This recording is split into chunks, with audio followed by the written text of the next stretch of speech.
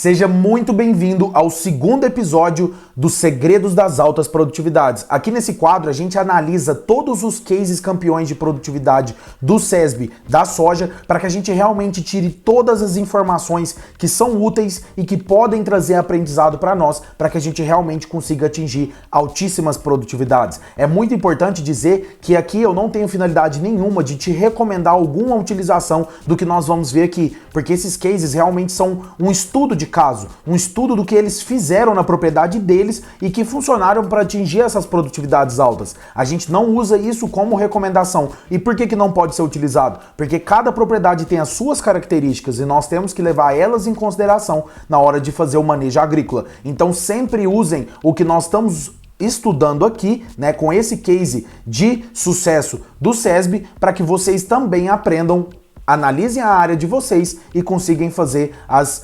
recomendações certas. E se você está gostando desse conteúdo aqui no canal, se inscreve, compartilhe com um amigo seu e deixe um comentário também com as suas anotações, com o que você acha sobre o que eu vou comentar aqui, para que a gente realmente consiga trocar conhecimentos e realmente chegar em aumentar as produtividades do nosso país. Então, vamos começar!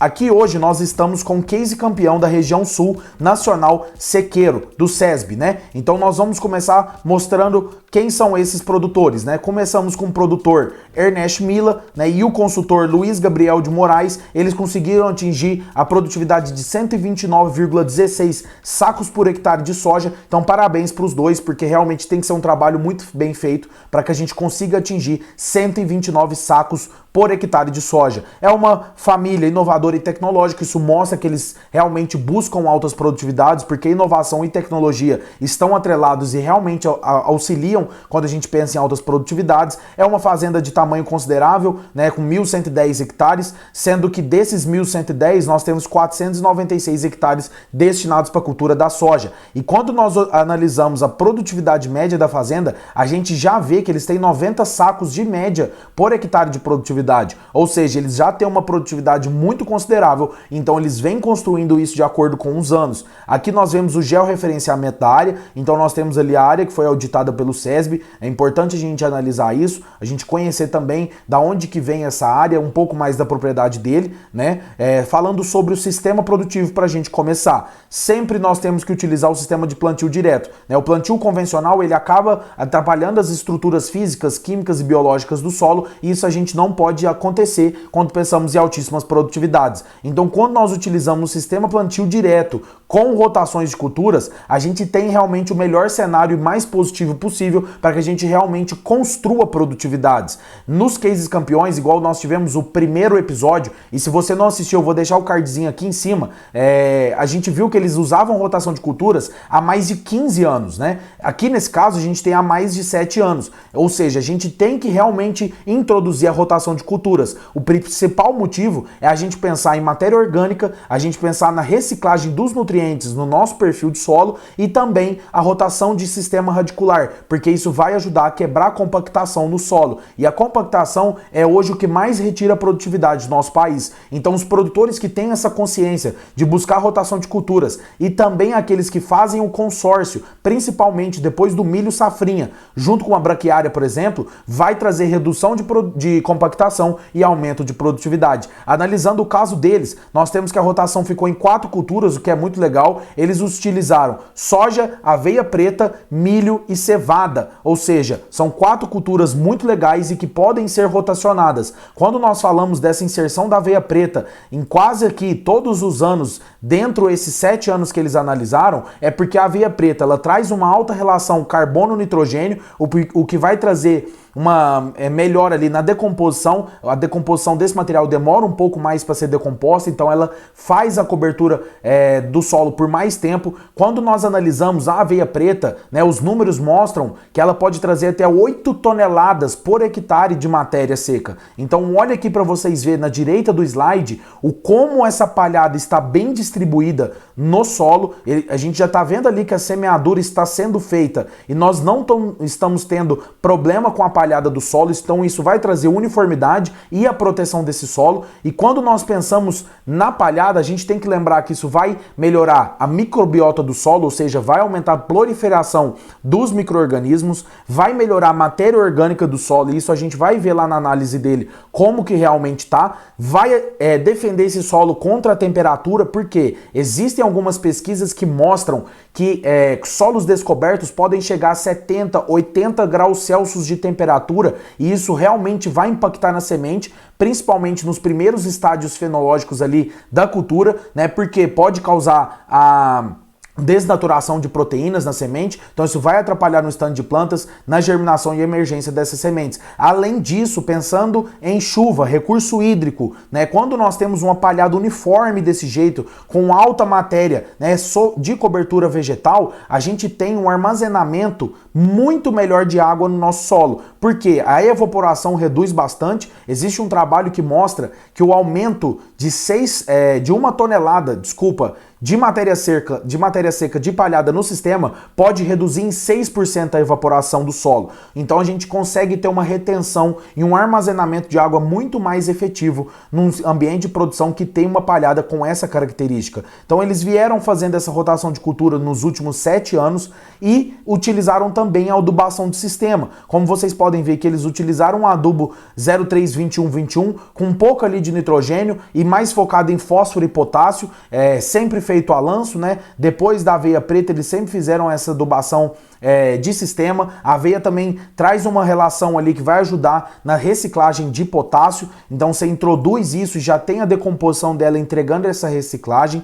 Nós temos a inserção do calcário dolomítico com 3 toneladas por hectare e o gesso com uma dose também um pouco superior. E por que ele faz isso? Provavelmente é pensando em realmente descer nutriente no perfil do solo e também zerar alumínio em profundidade. Só que a gente vai ver se isso realmente foi eficaz quando analisarmos a análise de solo desse produtor rural. Também temos aqui a inserção de um calcário calcítico e o adubo de novo, adubação de sistema novamente com o mesmo adubo. Aqui o que difere dos outros cases é que ele usou o escarificador com 22 centímetros de profundidade. Então ele realmente buscou ali a quebra de compactação em superfície, né? O escarificador vai ajudar isso bastante e ele ainda consegue manter a palhada no solo. Então vai ser muito positivo para esse ambiente de produção. Quando nós entramos no histórico de produtividade de soja, ela reflete exatamente isso tudo que nós estávamos falando. Por quê? Vocês veem aqui a comparação. Esse em azul é a fazenda, né, a produtividade em sacos por hectare da fazenda, e esse aqui é a gleba que foi auditada pelo SESB. Então vocês veem que quando nós comparamos, essa é uma gleba que já vem construindo muita produtividade, e ela não é uma gleba pequena, ela tem 82 hectares, ou seja, um ano antes de auditar pelo SESB, já estava batendo 111 sacos por hectare nessa gleba, e a fazenda estava lá com a produtividade de 90, e aí eles vieram, realmente fizeram esse manejo e conseguiram bater na área auditada pelo SESB 129 sacos por hectare de produtividade. Ou seja, é uma construção de produtividade. A gente não consegue ter esse resultado de um ano para o outro. A gente tem que vir buscando fazer de 4, 5, 10, 15 anos. É realmente construir que o seu perfil de solo entregue as características certas para a planta para que ela tenha condições de pleno desenvolvimento e crescimento, e não algum tipo de impedimento que faça com que ela reduza a produtividade. Entrando nos fatores produtivos, gente, é importante a gente entender como que foi o clima, né, a eficiência climática durante o ciclo dessa cultura. Então nós temos que ficou entre 81% a eficiência climática e a eficiência agrícola 87%, que foi alto, né? Ficou acima da eficiência climática. Isso aqui a gente realmente vê que eles conseguiram utilizar do que o clima está entregando ali para a região para converter isso em colheita, converter em aumento de produtividade. No primeiro case aqui que nós analisamos no canal, e se você não viu, eu vou deixar o tag aqui em cima para que você assista também, eles conseguiram mais de 90% de eficiência climática, mas mesmo tendo uma eficiência um pouco menor, a gente consegue converter isso em produtividade. Por quê? Aqui nós vemos que a chuva teve uma quantidade considerável, nós já temos a inserção de uma palhada muito boa nessa propriedade, aliada com uma chuva em quantidade e também muito bem distribuída, a planta realmente não vai ter algum tipo de déficit hídrico que vai acabar reduzindo a produtividade. Sem esse cenário, ela consegue produzir muito melhor, né? Então, quando a gente analisa aqui os estágios reprodutivos da cultura, ele realmente teve a distribuição boa de chuvas, uma quantidade legal. Olha para vocês verem aqui, no chuva de reprodutivo foi 551 milímetros,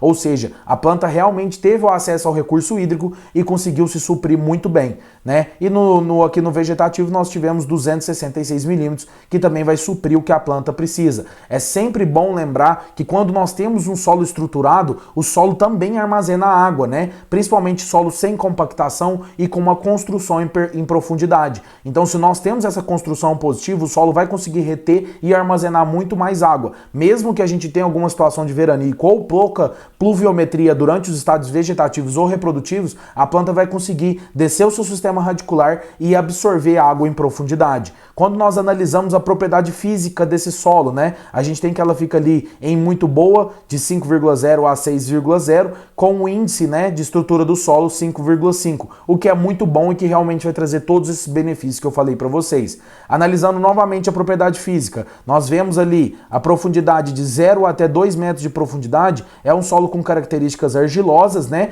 e aqui eu chamo a atenção para vocês a resistência à penetração do solo. Aqui ela ficou em ideal praticamente até 1 metro de profundidade, só ali em 40 centímetros de profundidade que nós tivemos aceitável, né? Burscher faz uma pesquisa muito legal que ele compara o efeito da resistência do solo com 3 anos distintos de produtividade de soja. E ele viu lá que o aceitável, né, de compactação no nosso solo é 1,5 megapascal. E o que a gente entende aqui? Que até 1 metro de profundidade, esse produtor ficou longe desse 1,5 megapascal, que é o aceitável. E aí Burscher mostra para nós também que o aumento de 1 megapascal de compactação pode reduzir de 12 a 15 sacos de soja por hectare de produtividade. Então aqui ele realmente conseguiu entregar uma compactação muito baixa, o que facilitou, né, a proliferação e o desenvolvimento do sistema radicular, tanto em profundidade quanto em exploração de solo, né? Ela conseguiu explorar bem, porque ela não encontrou nenhum tipo de impedimento físico, né? Isso é muito positivo e todos os cases campeões do SESB ficam ali até 1 metro de profundidade com menos de 1,0 megapascal de compactação. Então isso é muito importante e é isso que a gente tem que retirar, porque isso não é uma recomendação, mas é um ensinamento que nós tiramos aqui para que a gente busque fazer isso em todas as áreas rurais, porque a compactação vai trazer muitos malefícios para o crescimento radicular e sem raiz nós não produzimos. Aí nós entramos na análise química, né, desse solo. O que nós podemos analisar aqui? Nós temos alumínio ideal, que seria zerado até 2 metros de profundidade. Sempre falo para todos os meus alunos, alumínio não tem conversa, tem que ser zero. Então nós temos que ter a inserção da calagem para gerar esse alumínio e da gessagem também para descer isso em perfil de solo. Quando nós olhamos para a CTC dele, né, nós temos cálcio, magnésio e potássio juntos, formando uma CTC muito alta e muito positiva. Por isso que eles realmente entregaram essas produtividades altas. E nós temos que ver também que essa CTC não está só em superfície. Antigamente a gente via muitos produtores que preocupavam com um perfil de solo de 0 até 40 centímetros. Aqui a gente já vê a construção do solo até 2 metros de profundidade. É por isso que entrega tanta produtividade, né? Quando nós olhamos aqui, ó, os teores nutricionais estão ideais em profundidade. Não só os nutrientes, mas também o alumínio zerado, né? A CTC descendo até lá embaixo. Eu sei que a CTC é a junção dos nutrientes, né? Da capacidade de troca de cargas, né? Mas a gente realmente tem um pH também muito bom no ideal. Aqui todos os nutrientes estão bem distribuídos e estão distribuídos também no perfil de solo. Então a gente não tem nem muito o que falar, porque fósforo está nas condições legais, enxofre, olha como que o enxofre dele reage bem até 2 metros de profundidade. Isso é muito bom para o sistema, porque tem muito produtor no Brasil ainda que esquece da importância do enxofre para a planta, né? Então nós precisamos dessa distribuição. O boro também muito bem distribuído, cobre, ferro. O único que ele tem ali que está inaceitável seria o manganês. E quando nós olhamos aqui a matéria orgânica, nós também temos números positivos de matéria orgânica, porque ele tem realmente a inserção daquela veia preta que vai trazer muita matéria seca para o sistema e vai ajudar em aumentar essa matéria orgânica de acordo com os anos, né? Então nós vemos aqui o crescimento radicular sem impedimento químico, que foi o que eu falei para vocês, do alumínio zerado até 2 metros de profundidade, e também sem inversão de carga. Então ele fez aquele equilíbrio ali muito bem feito, por isso que entrega altíssimas produtividades. Quando nós chegamos aqui na propriedade biológica do solo, nós temos o carbono orgânico total. Ele serve como fonte de energia para micro-organismos. Enquanto quando nós pensamos em microbiota, que é muito importante, principalmente para uma agricultura sustentável, nós precisamos, né, do micro-organismo e do carbono no solo, porque ele vai servir como fonte de energia para esses micro-organismos. Então, esse produtor, a gente vê que ele se preocupa com isso porque até 1,40 m, ou seja, 140 centímetros de profundidade, a gente tem carbono orgânico no solo alto. Isso vai ajudar muito sim a atingir altas produtividades. Aqui já falando sobre a instalação da lavoura. Então eles fizeram aqui a data de plantio no dia 2/10, né? Um ciclo de 143 dias, então a gente vê uma cultivar realmente de ciclo longo, né? Que vai entregar ali um enchimento de grãos muito bom. Quando a gente pensa na população almejada de 310 mil plantas por hectare e uma germinação de 94%, a gente tem semente de qualidade, porque a gente vê que a população obtida dele foi muito alta. Eles perderam ali cerca de 20 e poucas mil plantas por hectare, né? Então nós tivemos 284 mil plantas por hectare de população obtida.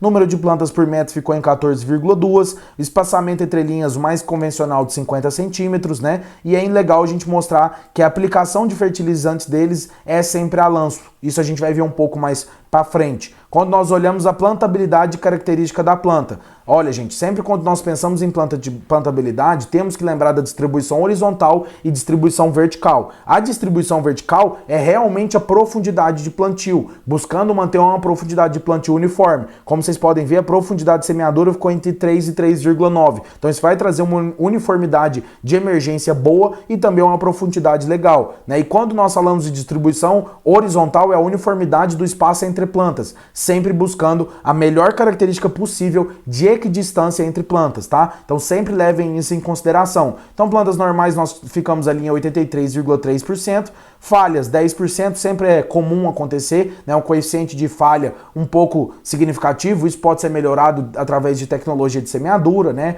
Existem muitos fatores que impactam, então é sempre esperado que a gente tenha ali por volta de 10% de falhas. E o que eu quero chamar a atenção para vocês aqui é que ele usou a abertura do suco com disco e uma distribuição de sementes pneumático. E a velocidade de plantio dele também foi uma velocidade mais reduzida do que a gente está acostumado a ver, né? Tem muito produtor que fica ali entre 7 e 8 km por hora. Só que às vezes a velocidade operacional de semeadura pode realmente impactar na plantabilidade, na qualidade e uniformidade da palhada e também nas falhas e plantas duplas. Então um produtor que tenha essa consciência de plantar um pouco mais devagar pode trazer um coeficiente menor de variação em falhas e plantas duplas. Só para vocês terem noção, vou trazer um dado para vocês aqui da RDS, que eles mostram que o aumento de 10% de variação em plantas duplas e plantas faltantes pode diminuir de 2 a 5 sacos de soja por hectare. Ou seja, nós temos que ter um capricho muito bom em relação a isso. Aqui também chama atenção para vocês no peso de 1.000 grãos, né, que teve um peso muito bom, o enchimento provavelmente dessa planta foi muito bom, que trouxe essas altíssimas produtividades.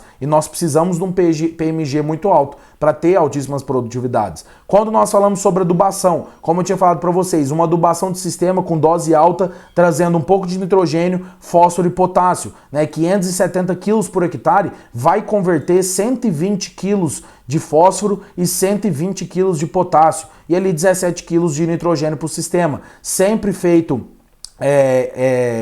a lanço, né, que é a característica dessa propriedade. Eles fizeram 150 dias antes da semeadura e também fizeram com alguns outros micronutrientes, que também é importante para a gente estruturar. É igual a lei do mínimo e a lei do máximo, né, falando sobre nutrição de plantas. Quando nós temos a lei do mínimo, a gente precisa de uma quantidade adequada de cada nutriente, porque todos eles são importantes, tanto macro quanto micro. Então a gente tem que ter isso sempre em característica quando nós vamos falar sobre nutrição de plantas, porque se nós temos a ausência de um nutriente, ele vai limitar a produtividade. Então o produtor tem que estar realmente atento a todos os macro e todos os micro micronutrientes. Então essa foi a única adubação que eles fizeram, e aí a gente entra aqui já na parte de dessecação. Primeiro ele entrou com uma aplicação de boro, que funciona muito bem junto ali da dessecação, né? 50 dias antes da semeadura, então funciona muito bem boro assim, né? O tratamento de sementes, o que ele buscou fazer?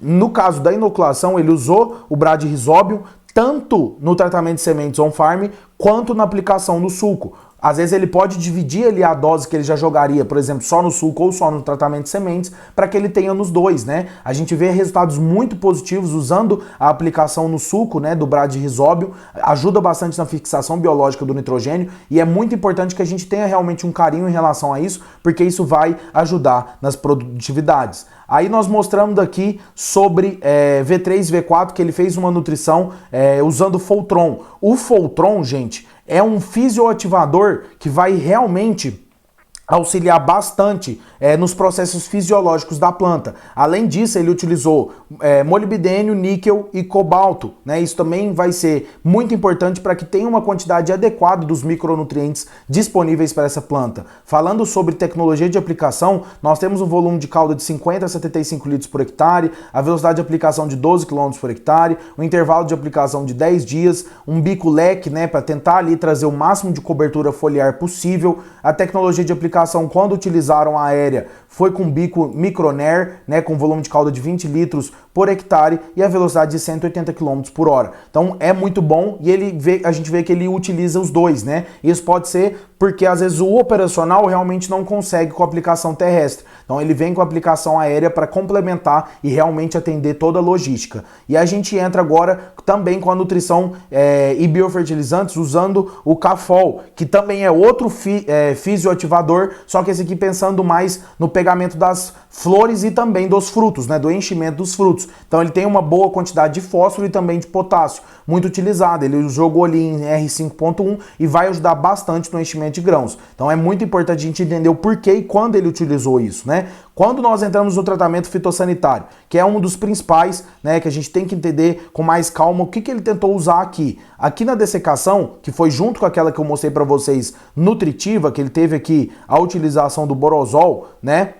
Ele fez a utilização 50 dias antes da semeadura com glifosato, né, que é muito utilizado tanto para gramínea quanto para folha larga. Nós temos o DMA, muito usado também para folhas largas, só que nesse caso aqui é uma aplicação do herbicida complementar ao glifosato. Por quê? Ele pega as folhas largas principais que têm resistências ao glifosato. Então, para que a gente não deixe sobrar nenhuma planta infestante nessa dessecação, ele utiliza o DMA e também o HIT. Né, o HIT é um sulfafenacil, né, para folhas largas, então ele vê ali, provavelmente nessa propriedade tem uma alta incidência de folha larga, que o glifosato às vezes não consegue controlar sozinho. Então ele vem com a aplicação de 3 herbicidas diferentes. Aí ele faz uma nova dessecação 40 dias depois, já com Gramocil e o Spider, e também o uso de adjuvante, que aí realmente ele acaba de controlar todas aquelas plantas infestantes e vem com a semeadura. No tratamento de sementes, tratamento fitossanitário, ele utilizou o Standac Top, que é a junção de um fungicida com um inseticida, é muito bom, muito recomendado para a cultura da soja,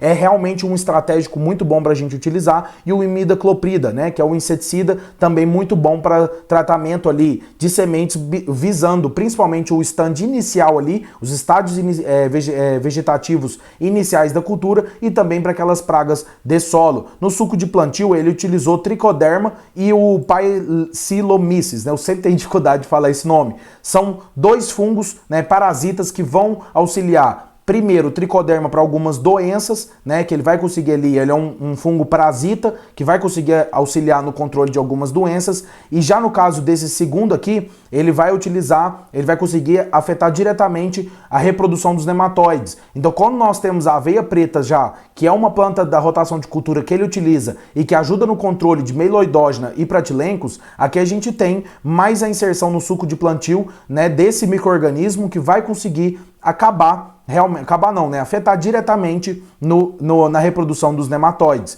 Em V3 e V4 ele veio fazendo novamente o herbicida, né, para realmente acabar com aquelas plantas infestantes, para a soja fechar o entrelinha e ter o controle efetivo. Veio com Kenox também, que é outro herbicida também muito bom e muito utilizado, então ele vai fazer essa complementação. Sempre que utiliza glifosato tem que ter complementar, tem que ter um produto complementar para realmente efetivar o controle e acabar com as plantas infestantes. E aqui outro inseticida, né, nesse caso o perito. Então ele já está vindo buscando, né, percevejo marrom, principalmente o perito é muito indicado para percevejo marrom. E outra coisa que a gente tem que se atentar, gente, é que todos os produtores que têm cases campeões realmente utilizam do manejo preventivo, né, de pragas, tanto de pragas quanto de fungos. Vocês veem que eles já começam com aplicação em V3, V4, né? Já de um inseticida. Fora que ele já fez um tratamento muito bom de sementes. E aí, olha para vocês verem como a prevenção realmente funciona. Em V6, eles já voltam com 3 produtos fungicidas,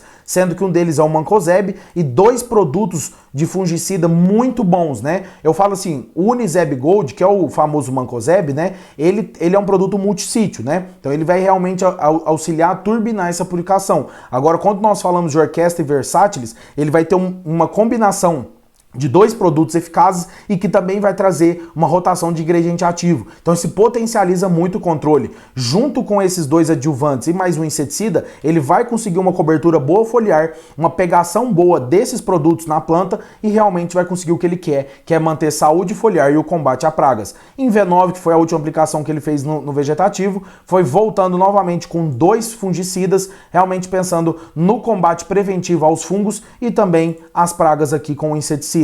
Quando nós falamos do tratamento fitossanitário na fase reprodutiva desse case de sucesso, ele já vem com 3 aplicações muito completas, né, tanto de fungicida e inseticida, e usando sempre também o adjuvante para ajudar nessa aplicação. Então olha como vocês veem, ele vem com spot, orquestra e sempre utilizando o Mancozeb. Por mais que o operacional do Mancozeb seja muito ruim, né, ele sempre em top bico, né, é um operacional chato, a gente tem que utilizar esses produtos multissítios porque eles realmente conseguem ser mais efetivos para algumas infecções bacterianas e também potencializa o controle, né? Fora que reduz a indução à resistência. Então a utilização deles é muito positiva. Em todas as aplicações esse produtor buscou utilizar. Vocês veem que ele faz realmente uma sequencial de R3, depois R5.1 e R5.4. Quando nós falamos do controle de inseticida, a gente tem aqui a utilização imidacloprida e esperto e belt, sempre pensando em percevejo, porque os percevejos vêm realmente atrás ali das vagens dos grãos para roubar proteína e a gente não quer isso, né? Porque além dele roubar a proteína dos grãos da planta, ele abre, né, ali realmente onde ele espeta a vagem da planta atrás dos seus nutrientes, né? Ele põe ali seu aparelho sugador, ele abre brecha para outros patógenos. Então a gente tem que tomar muito cuidado e fazer esse controle tanto preventivo quanto com algumas aplicações sequenciais que vai efetivar o controle de uma forma geral. E aí a gente falando sobre a mecanização dessa fazenda, eles têm uma semeadora JD DB40, né, um modelo de 2015 com 23 linhas, eles não têm caixa de adubo, por isso que eles devem buscar sempre fazer a adubação de sistema a lanço, né, eles não têm a caixa de adubo na semeadora deles, o sistema de distribuição é a disco, que traz também muita uniformidade, é uma semeadora muito boa, pulverizador JD 4730, né, com 30 metros de barra, 12 km por hora de velocidade operacional durante esse ciclo. E a colhedora, por fim, aqui nós temos uma JD S660 ou uma S760. Né? A S660 é uma colhedora muito famosa, uma colhedora com muita tecnologia embarcada, ela realmente, quando está bem calibrada, tem pouca perda durante a colheita, então é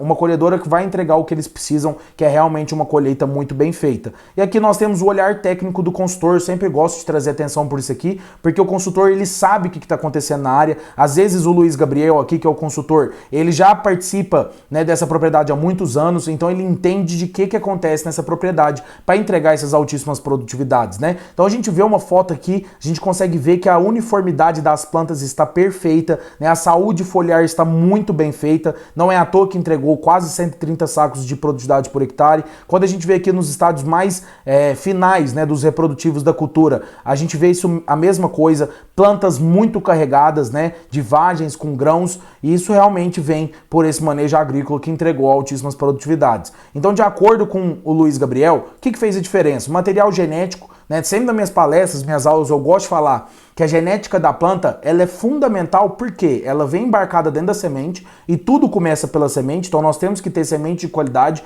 e com um tratamento de sementes excelente, e porque a genética ela tem que estar adaptada à característica da região, tanto de temperatura quanto de fotoperíodo, água e ventos, no caso de região que tem muito vento e pode causar tombamento. Então nós temos que pegar essa ecofisiologia da planta e adaptar ela da melhor forma possível para que a planta realmente se sinta adaptada às características daquela região. A palhada, sem dúvidas, né? A gente viu aquela foto lá atrás que traz realmente aquela uniformidade, né? Uma palhada com alta relação CN pela inserção da aveia preta. Então, realmente ele está muito certo. A palhada foi um dos fatores determinantes para conseguir atingir essas altas produtividades. A adubação de sistema também é um diferencial que eu venho vendo aqui na gravação desses vídeos, que a adubação de sistema está sendo muito positiva, só que tem que saber posicionar e tem que adaptar ela às características da análise de solo da região. Não adianta você só fazer adubação de sistema porque funcionou para ele. Por isso que esses cases de sucesso não são recomendações. Cada propriedade tem as suas características, certo?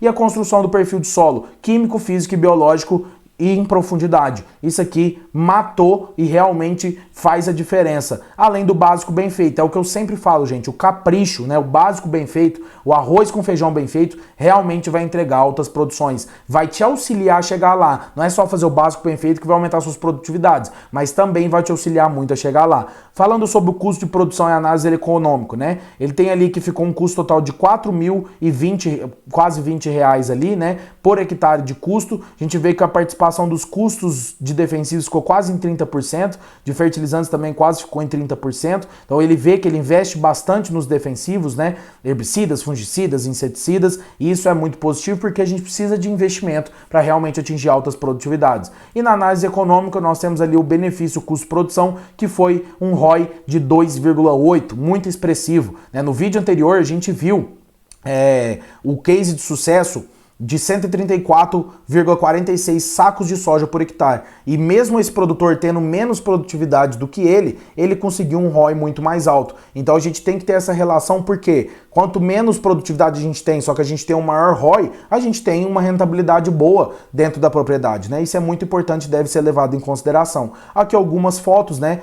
Parece ser uma propriedade muito bonita. Mais uma vez aquela foto da semeadura, a gente vê que essa semeadura realmente não impacta na distribuição da uniformidade da palhada, então provavelmente é um disco de corte que realmente não faça o rasgo errado dessa palhada, né? Entrega a semente lá embaixo e deixa essa palha uniforme, cobrindo ali realmente o solo, e é o que a gente busca. Aqui algumas outras fotos, e aí são os agradecimentos e acabou esse case. E eu gostaria que você deixasse um comentário, porque se você assistiu esse vídeo até aqui, é porque de certa forma eu estou agregando alguma coisa no seu conhecimento. Então deixa um comentário aqui do que você achou desse vídeo, do que vocês acham aqui de acordo com essa análise. Pode realmente ter trago produtividades positivas para esse produtor? Se inscreve aqui no canal e deixa seu like também. É isso e até a próxima. Valeu!